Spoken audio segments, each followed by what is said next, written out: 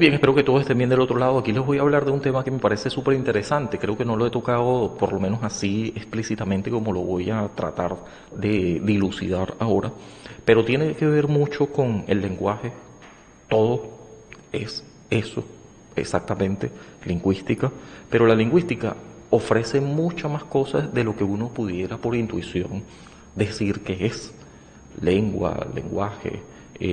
Ya yo he definido eso que en otras ocasiones se pudiera, digamos, confundir o, aunque son similares, quiero decir que son afines, se pudieran confundir en el sentido de que se puede extrapolar una y otra y de alguna forma tratar de explicar una con otra sin hacer las distinciones. Y hay que decir que parte de lo que implica, siempre, más bien, siempre, aprender en el proceso de enseñanza-aprendizaje, lo que uno hace permanentemente en nuestro cerebro, en nuestro mecanismo cognitivo, si lo queremos llamar así, es ver que es distinto, hacemos distinciones permanentemente.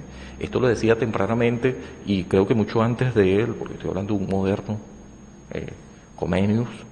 Digo moderno, pero más bien yo creo que en el caso de Comenius está, yo he hablado aquí de eso, de didáctica magna, y hago alusión a esto porque ya desde ese Amos Comenius, como quiera que le llame, él decía ya que el aprendizaje tiene que ver con distinguir bien.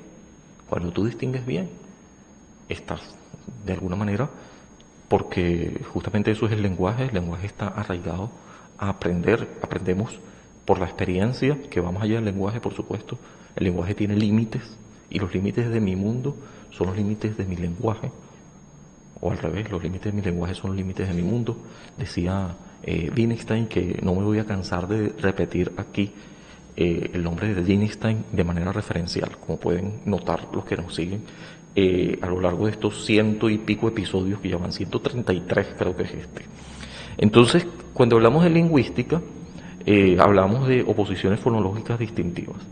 Estas oposiciones fonológicas distintivas, hablando de lengua, hablando de fonología, hablando de fonética, que están distinguidas claramente unas y otras, lo cual no quiere decir que están excluyéndose una y otra, sino que están relacionadas, vinculadas, ya lo he dicho hace ratito, y fíjense que todos estos sonidos que son distintos, estas partículas, estas cuestiones que pudieran verse como insignificantes, pero son rasgos que al escucharse de otra forma, según nuestra memoria fonológica, memoria auditiva, para ser más exacto, estos sonidos te van a sonar en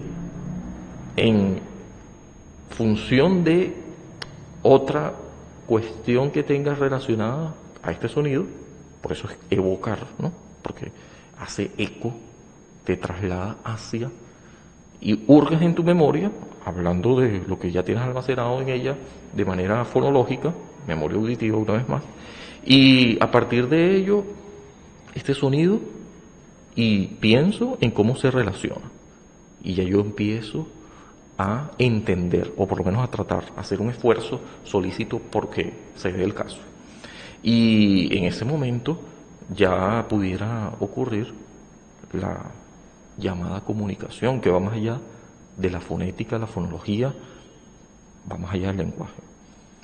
Hay elementos paralingüísticos que trascienden a el aparataje verbal, a la convención social, y también deben tomarse en cuenta a la hora de hacer una interpretación, más allá de una interpretación, como interpretantes, una inferencia. Esto tiene que ver con, por supuesto, Peirce, cuando habla de la abducción, este término que creo que él fue el que lo acuñó.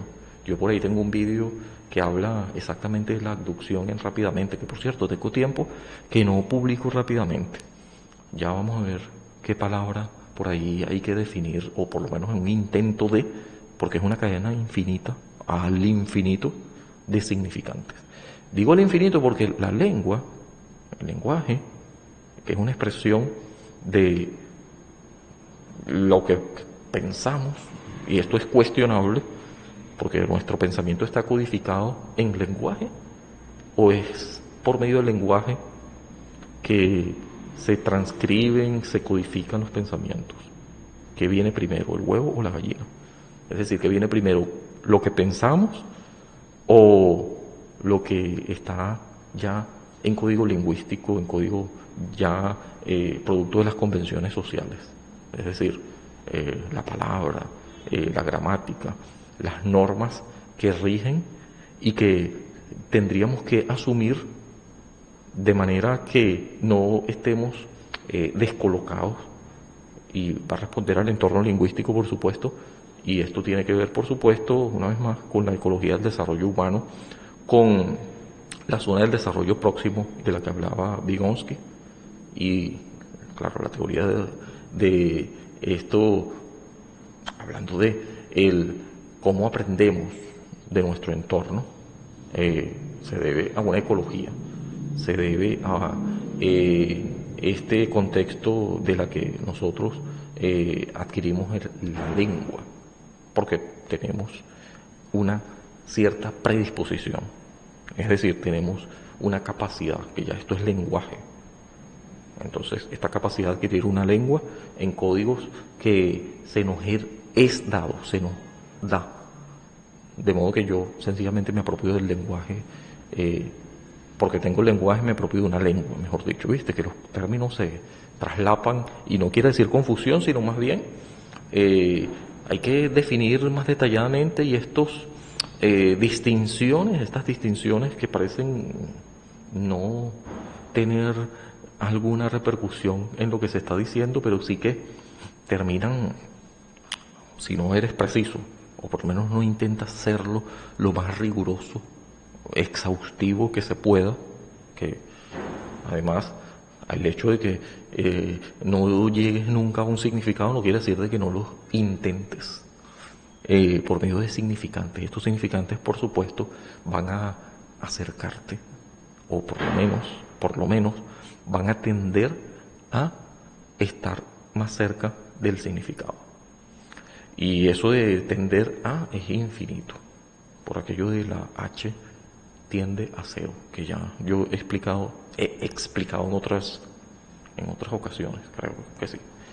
Bueno, dicho esto, y para no alejarme del tema, porque yo el tema que les propuse, que ya vamos a ver cómo está muy relacionado con todo lo que estoy diciendo, vinculado de alguna manera, pero yo les propuse un tema en cuestión, el tema en cuestión de este episodio número 133, que no quiero alargar más, tiene que ver con el hecho de que cuando nosotros nos comunicamos, cuando nosotros hablamos, cuando nosotros nos expresamos, lo hacemos en un código que ya se nos es dado.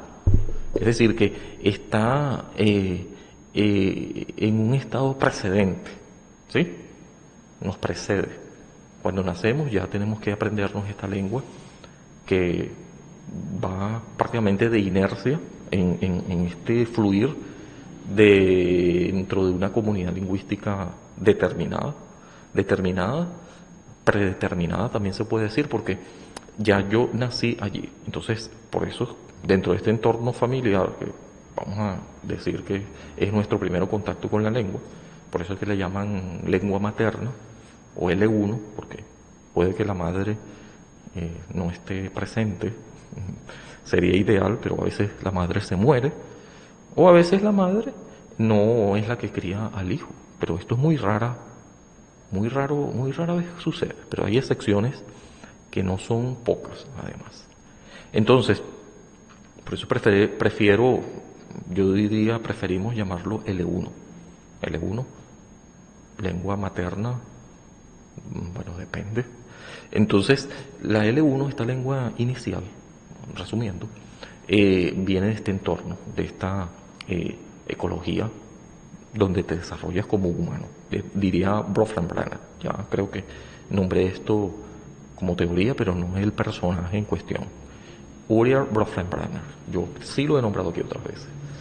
Entonces, cuando hablamos de este tema en cuestión, el cómo adquirimos una lengua, y se va desarrollando y sofisticando con el tiempo, de modo que no está determinada, digamos, condicionada así, pero con el tiempo puedes aprender otra lengua o puedes convivir en un entorno plurilingüístico o bilingüístico, mínimo plural es dos, entonces pudieras convertirte en un bilingüista o puedes que aprendas tres lenguas y quizás más si eres una persona que ha convivido en estos diferentes lenguajes, estas diferentes lenguas, para ser más exacto en el término, de modo que va a convertirse en tu habitual manera de hablar, porque es lo que has estado escuchando quizás por un periodo muy prolongado de tiempo y adquiriendo la memoria auditiva que corresponde a estas diferentes lenguas.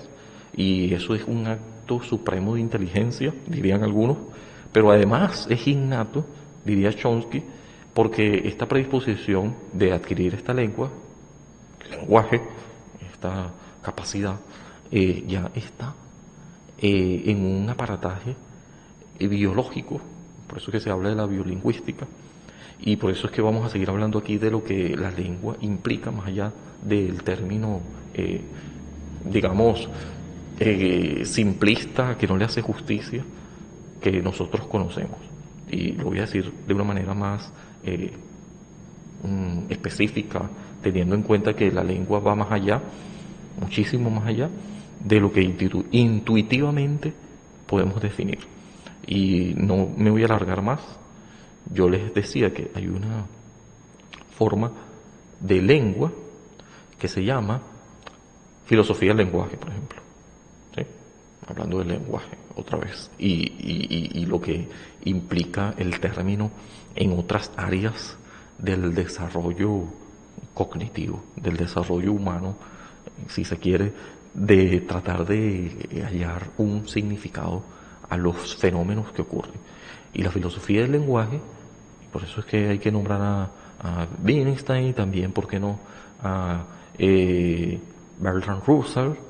Hay que nombrar a mucha gente aquí que trabajó arduamente la filosofía del lenguaje. Hay que decir, yo lo he nombrado aquí en otras ocasiones, que las contribuciones de Donald Davidson, de Kane y muchos otros, que se me queda corta las expresiones y lo que pueda decir yo, expresar en este vídeo, como para, bueno, todas estas personas que tienen que ver con la filosofía del lenguaje, pero en resumidas, la filosofía del lenguaje tiene que ver con lo analítico, ¿sí? La filosofía analítica. Y la filosofía analítica, a su vez, no es una contradicción, no es excluyente. Y eso fue precisamente lo que dijo y al final terminó ganando la batalla Derrida, ¿no?, a la Universidad de Cambridge. Ya yo he hablado de ese debate y bueno, que salió triunfante porque ¿qué tiene que ver la lengua con la filosofía? Y todo eso ya es un tema zanjado, superado. Entonces, porque a la vez es todo. No, es que la lengua es un eje transversal, ¿sí? Atraviesa por todas las disciplinas. Y también está la lingüística analítica, filosofía analítica o filosofía de la lengua. Ya esto lo acabo de decir y he nombrado algunos de sus más prestigiosos autores, insignes, pero es que hay más. Y vamos a hablar también de la filosofía como intentando definir o explicar. Se puede decir que va en una verborrea ampliando el lenguaje, cosa que Wittgenstein decía, bueno, es que con lo que tenemos es suficiente. No hay que apelar a neologismos todo el tiempo. No, si no es necesario, porque entonces terminamos complicando más las cosas. Si algo debe hacer la filosofía, dicho por Wittgenstein, pero hay otras personas que también lo han dicho, es aclarar, no confundir. Y bueno, nada, es una búsqueda todo el tiempo pospuesta de la verdad y atravesada por la lengua. Pero va más allá de la lengua, porque hay cosas que se dicen y se pueden expresar y serían una versión de los hechos y tendrían que tener una lógica interna y tendrían que tener también, para que prosperen en el tiempo, cierta racionalidad compartida. Y tendría que estar expresada por medio del lenguaje, por medio de la lengua, por medio de una lengua. Y es así como perdura en el tiempo. Hablo lengua en el sentido más estricto, escrito, diría Derrida, que todavía es una situación más importante dado a su trascendencia. Y dado a esta trascendencia, podemos percibir allí la lingüística ya en un término estructural, en un término gramatical que termina normando, y esto es precisamente lo que se va reproduciendo en el tiempo, en una autopoiesis, definitivamente, porque está reproduciendo lo mismo, pero en esta dinámica del lenguaje, en esta dinámica de la lengua, ya dicho de paso, esta dinámica quiere decir que está en movimiento, es un fluir, pero es un fluir que tiene ciertos momentos en esta historia, porque hay una historia que necesariamente está ligada a la lengua y una cultura que se trasciende, o por lo menos un intento de que supere la barrera temporoespacial, pero al mismo tiempo ocurre en un momento, en un lugar, y esto es lo que le da cierto sentido, y habría que ver si esto se sigue ocurriendo en otro contexto, de modo que algunas cosas terminan muriendo y otras sobreviviendo. Hablo de palabras, hablo de sonidos, hablo de fonología, y se va agregando en un ya considerado, avalado, al menos prescrito, ¿no? Porque se parece más bien a una imposición que termina normando y en consecuencia es una especie de corsé, porque es algo que termina siendo una moldura que sencillamente tendríamos que aprender. Y quien no lo aprenda como se estructuró, por eso hablamos también de la lingüística como una estructura compleja, como un flujo, pero también como algo fijo.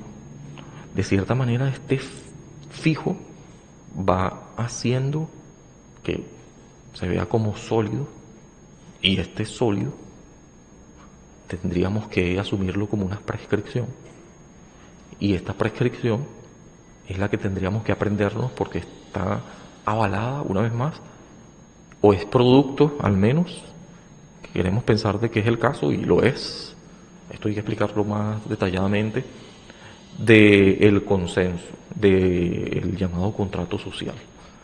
Y es necesario para la convivencia.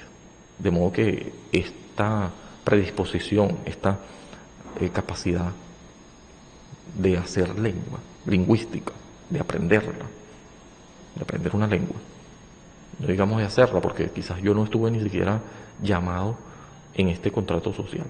De modo que yo empiezo desde bebé, desde muy temprana infancia, incluso desde antes de la concepción, escuchar y apropiarme de esta lengua que me está condicionando,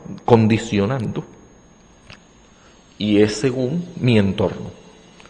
Y bueno, nada, hablamos de que cuando uno no tiene la suficiente destreza de, en un periodo de tiempo, llámese, dicho por Vygotsky, un periodo crítico de aprendizaje, una evolución, o evolutivamente se tienen que dar ciertos elementos desde 0 a los 5 años.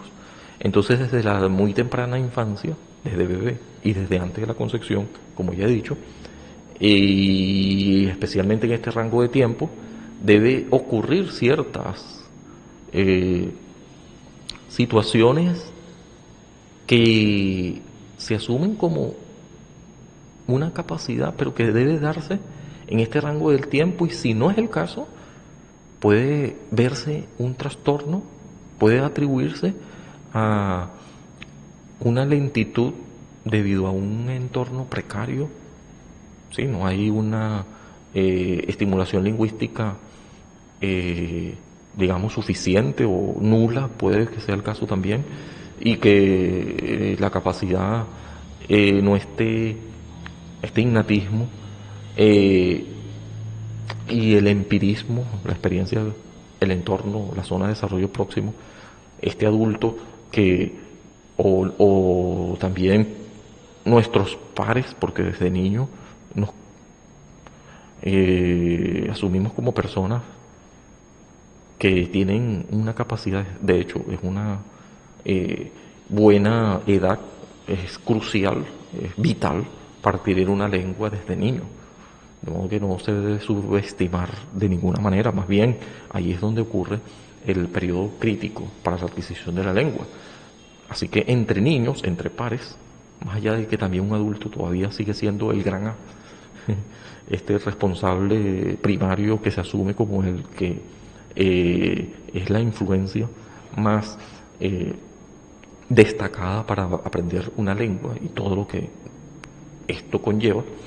Y si no tienes una estimulación correcta, continua, suficiente, acertada, entonces por supuesto esto va a atrofiar esta capacidad. No es que la capacidad esté, pudiera darse el caso también, pero no necesariamente que esté biológicamente afectada, sino más bien no se debe a algo anatómico, no se debe a que neurológicamente haya algún problema o alguna condición que vaya a repercutir en la adquisición del lenguaje, sino más bien, una vez más, en un entorno precario. Puede ser que este entorno, este ambiente donde se supone debes desarrollar la lengua, sea tan pobre que tu lengua no esté desarrollándose lo suficiente, o al menos no esté en conformidad con el contrato social, que es mucho más amplio, cuidado con eso, es mucho más amplio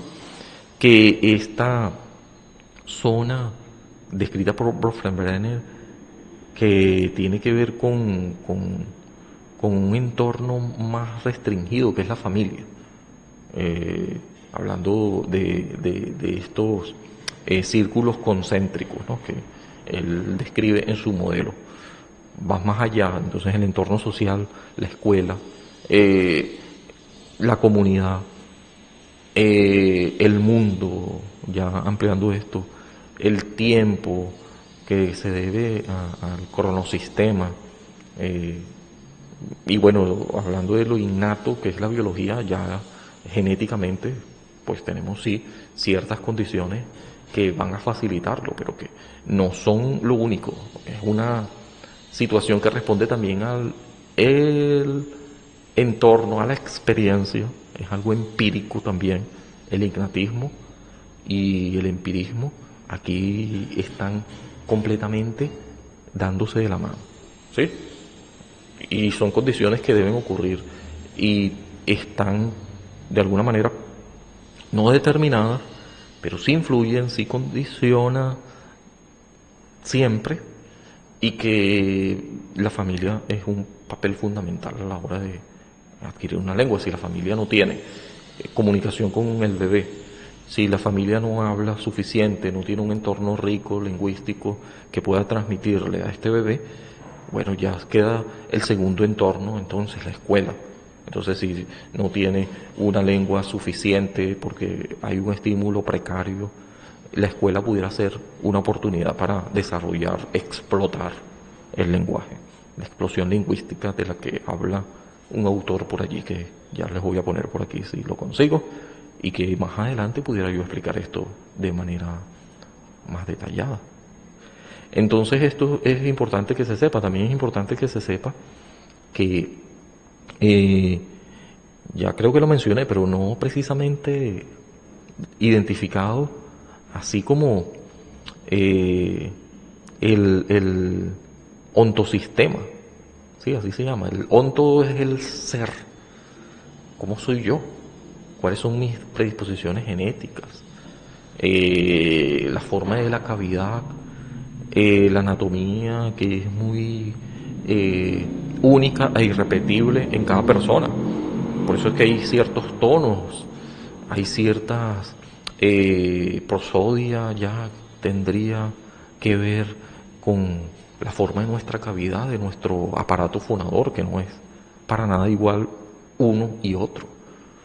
Eh, Tiene distinciones que son mínimas, pudiéramos decir, pero es que esto mínimo hace la diferencia. Un rasgo cambia todo.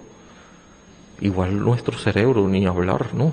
La neurología, neurolingüística, psicolingüística implicada es todavía mucho más compleja de lo que supuestamente sabemos.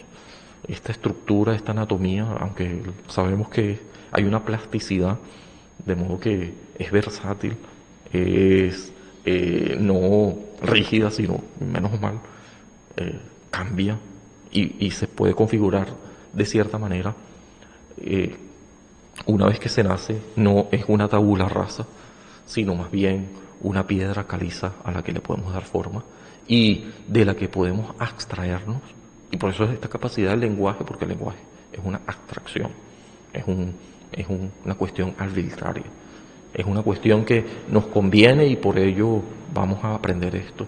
Y además de manera natural, porque desde que nacemos estamos contagiándonos con este entorno y predisposición de por medio, innatismo, biolingüística, ya creo que he hablado de eso, Chomsky habló de esto y tiene libros muy interesantes.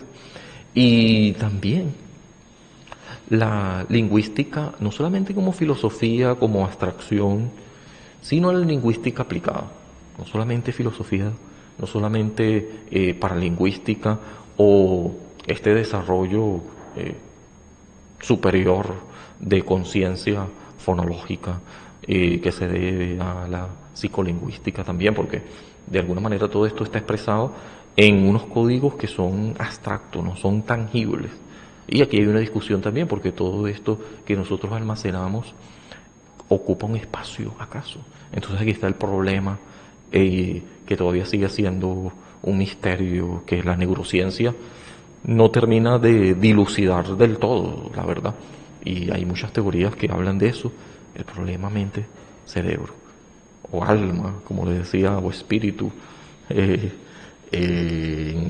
la antigüedad o en la modernidad también.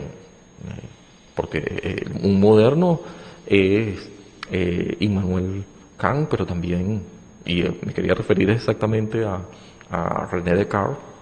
Sin embargo, él es el que establece esta dualidad mente o alma, espíritu, como le llamaba él en ese tiempo. Todavía se le llama así de cierta manera porque es intangible y esto acaso tiene peso, tiene masa, ocupa espacio. ¿En dónde está ese espacio que ocupa? Se puede encontrar los pensamientos, son intangibles, pero tienen masa.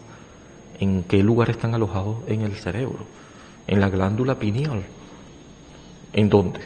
Entonces todo esto todavía sigue siendo algo completamente misterioso. No ha dilucidado en esto de manera empírica o de manera, vamos a decirlo así, definitiva la ciencia, la neurociencia. Aunque sí nos ha dado más luces y ha roto muchos mitos de los que antes se convencían las personas, y ya no sigue siendo el caso, ya no vale la pena seguir insistiendo en que hay un alma por ahí polulando, ni nada de eso. Aunque aquí también hay muchos detractores. O sea, en todo caso queda como una aporía, ¿sí? Como una conjetura. Yo he aquí definido eso, esos términos, así que se los dejo por aquí. Vamos a ver si me acuerdo de dejárselo. Porque a veces digo cosas de que les voy a dejar por aquí y le voy a dejar enlaces y se me olvida. Espero que no se me olvide esto a la hora de la edición, porque yo a veces edito, casi siempre, y pongo cositas por aquí que terminan haciendo esto más didáctico para los que nos escuchan. En todo caso, esto es un podcast. Y voy a cerrar con la cuestión que tiene que ver con el término muy interesante también que se escucha y que debe entenderse más que escucharse.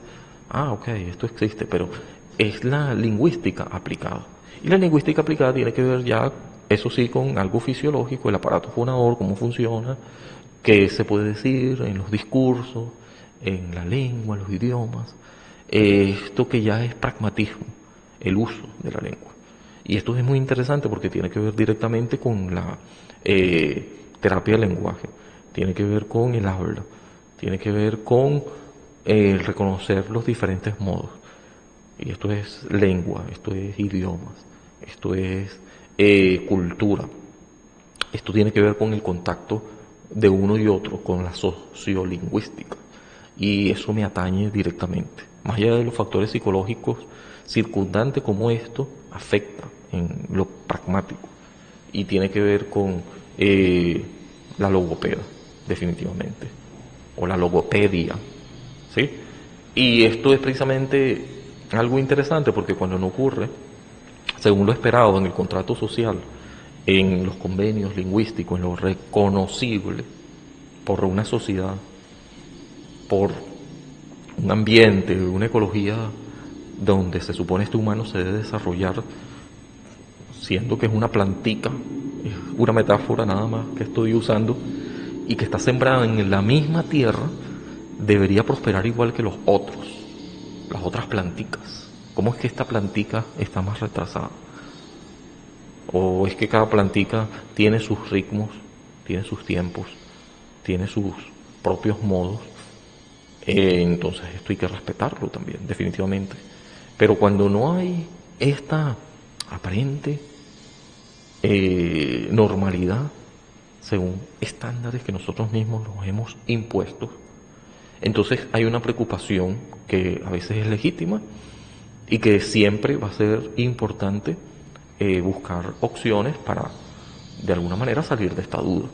Si hay una preocupación legítima o no, la manera más eficiente de contrarrestarla, de dilucidarla, sería buscar especialistas que ya han tenido experiencias, por supuesto, teorías de por medio, que, bueno, recogen una cantidad de datos que pueden ayudar, que pueden, de manera pragmática, a través de la lingüística aplicada, llámese logopeda, terapia, lenguaje, fonoaudiología, ir allá a abordar esta preocupación y a ver cómo a través de text, de pruebas, ver qué está pasando, si esto está pasando, qué es exactamente, o por lo menos acercarnos al problema, a un reconocimiento del mismo y luego abordarlo debidamente y corregirlo o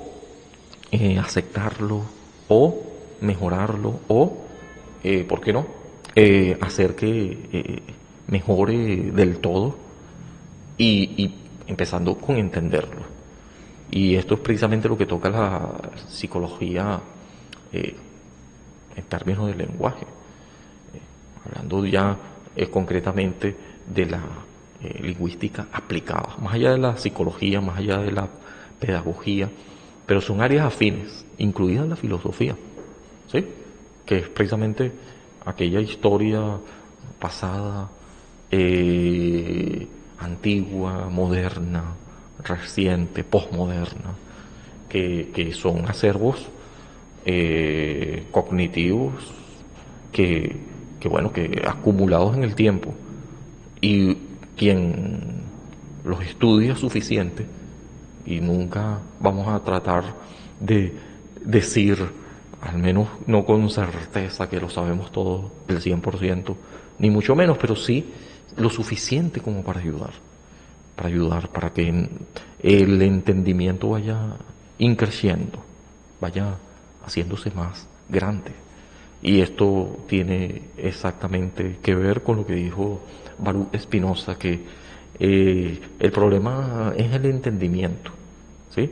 En la medida que tú entiendas, esto es emancipador, libera, te sientes más libre, porque eh, entiendes, comprendes, para usar este término mejor, creo que es más preciso, y esta comprensión te lleva a sentirte no en un estado de indefensión, no en un estado de, ay, yo no tengo la capacidad, eventualmente, o generalmente la debes tener.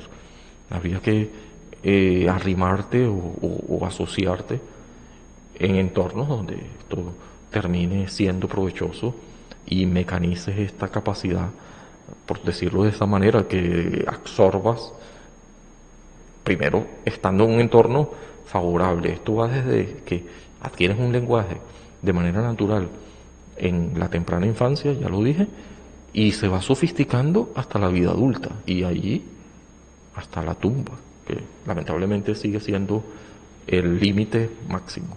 Más allá del límite del lenguaje, es el límite de la vida. Así que el lenguaje, como decía Wittgenstein, es una forma de vida. No solamente son estos códigos lingüísticos arbitrarios del convenio o contrato social. Y la biolingüística, la fisiolingüística, lo que pudiéramos decir lingüística aplicada, termina siendo importantísimo en aras de la sociolingüística, que pudiera ser un término más amplio que recoge la necesidad de entendernos con otros y entender lo otro, la otredad, que es irreductible, única, pero que además es interpretable, como decía Donald Davidson y Kane y otra gente que vale la pena estudiar, de verdad. Porque no es que uno trate de ser inteligente, aunque deberíamos ampliar nuestra inteligencia cada vez más, no deberíamos subestimar el hecho de que tengamos la capacidad de hacerlo. Lo que nos puede terminar derrotando es la flojera, la pereza, como le suelen decir también, o como decía Kant, que aquí sí vale la pena, atrévete a pensar, sapere aude, en latín, creo que es eso, ¿sí? Atrévete a pensar pasa a que trasciende tu minoría de edad, ya basta con estar en una minoría de edad, en una dependencia, eh, digamos, dependencia parasitaria. No vamos a hablar de dependencia en el sentido de que es necesaria la vinculación de unos y otros, siempre es pertinente, ¿no? Sería un orgulloso que además un sinsentido decir que no dependemos de otras personas, de otras cosas, de la naturaleza, de lo que pudiéramos decir es nuestro entorno mediato e inmediato. Y ni hablar de aquello que está más lejano, que termina también, bueno, no voy a decir determinar, pero al menos influir, ¿sí?, en nuestras vidas. A veces sin darnos cuenta, una cosa que pase por allá en Rusia, que uno ni entiende ni nunca ha estado allí, tiene repercusiones, influye de alguna manera. Esto tiene que ver con el sistema de Bronfenbrenner también, en una estructura más amplia que tiene que ver con el, creo que se llama geosistema o algo así, lo que pasa en nuestra sociedad. De todas maneras, después, en edición, creo que voy a dejar por aquí ese círculo concéntrico de Bronfenbrenner para que vean de qué estoy hablando, ¿no? Esto es determinante, o más bien esta influencia es exactamente algo que nos termina condicionando, no determinando. Es una condición, pero que puede ser saltada, puede ser superada en la edad adulta. Puede ser en la edad adulta donde empieces a comprender un poco más. Puede ser en la edad adulta donde terminas rompiendo con algunos esquemas estereotipados que no tenían ningún sentido, o por lo menos termines diciéndote a ti mismo, ok, yo pensaba esto, pero ya no vale la pena, ya lo puedo superar. Yo no sabía esta lengua, pero vamos a aprenderla. No solamente a edad temprana, a edad adulta. En la adolescencia es un periodo favorable, otra vez. Yo aquí he hablado de eso, ¿no? El cerebro adolescente. David Bueno es un insigne que habla de eso. Y hay otra autora que yo creo que yo me he basado más en ella, que habla sobre exactamente el cerebro adolescente. Eh, no me acuerdo el nombre, pero yo he hablado de ella y quizás lo ponga por aquí el vídeo, porque hasta hice un vídeo sobre eso. Dicho esto, entendiendo de que y esto, ¿cómo le voy a poner? Creo que vaya la oportunidad de hablar, y esto se queda corto por supuesto, pero es un buen tema, vaya la oportunidad de decirle que esto es lingüística aplicada, porque la lingüística es pragmática, es el uso, y eso tiene que ver con el aparato fonador y la forma en que se es entrenada y puede mejorar, por supuesto, y esto tiene que ver con las palabras, con la conciencia fonológica, con el cómo estructuramos y articulamos, el cómo hacemos uso de las pausas, de la prosodia, de la cadencia, del entendimiento de esto, más allá de introspección también, de la otredad, irreductible, inconmensurable, ¿sí? Y esto tiene que pasar por la logopeda. La logopedia es una disciplina súper importante y es importante en función sobre todo de la lingüística aplicada. Lingüística aplicada. También los idiomas, también los discursos, la manera de interpretar los discursos o de estructurarlos o de exponerlos. Séneca habla mucho de los discursos y creo que tiene un libro que justamente eso es lo que estructura en términos de oratoria y todo eso es lingüística aplicada. ¿Sí? Muy bien, lo voy a dejar hasta aquí porque esto se está haciendo muy largo y además creo que alguien está por llegar y bueno, nada, vamos a dejarlo hasta aquí. Desde el consultorio, el episodio número 133, suscríbase, comparta. Este tema quedó corto, obviamente hablar de la lingüística aplicada es algo demasiado amplio y ya en otra oportunidad estaremos hablando de un tópico en esta materia u otra que pudiera ser más específico en esta área del saber que es tan amplio nuevamente. Aquí lo dejo. Chao, chao.